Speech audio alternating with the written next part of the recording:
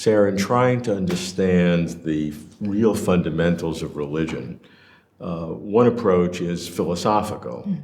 And there are various traditions. There's an analytic tradition that very carefully describes arguments. And then there's a phenomenological tradition, traditionally called continental, which deals with more unified concepts. Are both of these good approaches to understand the deep antecedents of religion about God, if there is a God?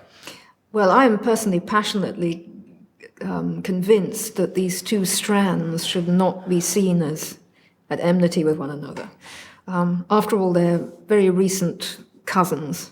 The continental tradition in philosophy, so-called, only goes back to the beginning of the 20th century when it departed from the analytic. They both have antecedents in modern philosophy, especially in the Kantian tradition. And I think they both have strengths. They're complementary strengths. I am personally primarily committed to the analytic tradition because I think it's a great ability to clarify and probe and refuse to be to allow just Kant to dominate, but constantly to ask for clarification is a huge asset, and it's an apologetic necessity in a secular world. But at the same time, I think it has immense blind spots, and it does very badly with more complicated hermeneutical questions of interpretation of texts. So let's look at both sides of that. What are the benefits of the philosophy of religion for theology? Theology does very badly, in my view, unless it has a philosophical branch. This is a contentious position. There are many theologians who think that we are besmirching theology when we attempt to clarify things philosophically, that we are selling out to a culture that may be antagonistic.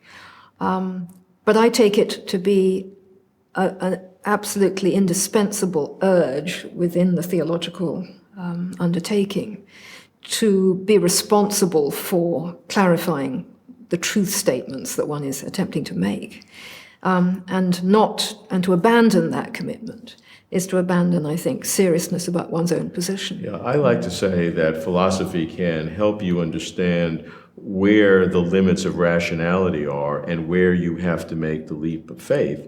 And there's nothing wrong with making the leap of faith as long as you know what you're doing at each moment.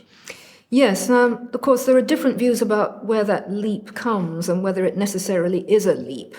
And it's my perspective that to make a disjunction between what is rational and then what is somehow trans-rational or perhaps even irrational and embraces the realm of faith, which, by the way, rather few philosophers actually have held, is a mistake. Rather, I see rationality as itself, as it were, labile and open and transforming itself even as one pushes back further into arenas of mystery. And would the continental phenomenological philosophy of theology help in that regard? It tends to be more amenable to that idea. But actually, I think there are strands within the analytic tradition, especially now, because analytic philosophy in its secular mode is changing very dramatically and has given up long ago the logical positivist view that anything that goes beyond sort of perfectly ordinary speech is just meaningless. Therefore, analytic philosophy is also very helpful in this realm. And indeed, I mean, some of the most interesting developments in contemporary philosophy, secular philosophy, are involving the analytic tradition re-examining itself and wondering whether it needs to develop new forms. And many of such philosophers call themselves post-analytic now.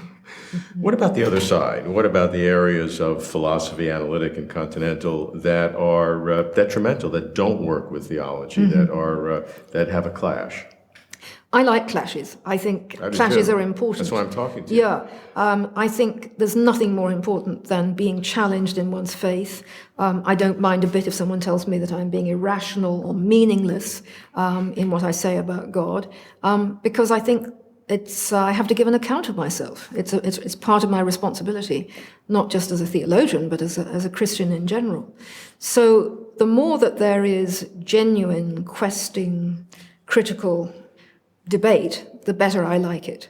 I think the danger that Christians will retire into rather lazy arenas of sectarian self-congratulation is always to the disadvantage of the faith, ultimately. No, I agree. But are there areas of philosophy that are wrong, that are negative, that are truly detrimental and destructive of theology? Absolutely. I think the prevalent reductive physicalism of much contemporary science clearly is incompatible with belief in an afterlife, belief in a certain kind of freedom, and therefore undermining to belief in God itself. So one has to go out to battle. There are the sort of defeating the defeaters arguments that have to be had by theologians. And do you welcome those? I absolutely do. How else can one have a quest for truth? I wouldn't do that in the middle of a church service, probably, although I think priests constantly underestimate the intelligence and lively critical thinking of their laity. And I've never been told off by my congregants for bringing theology into my sermons. They seem to appreciate it.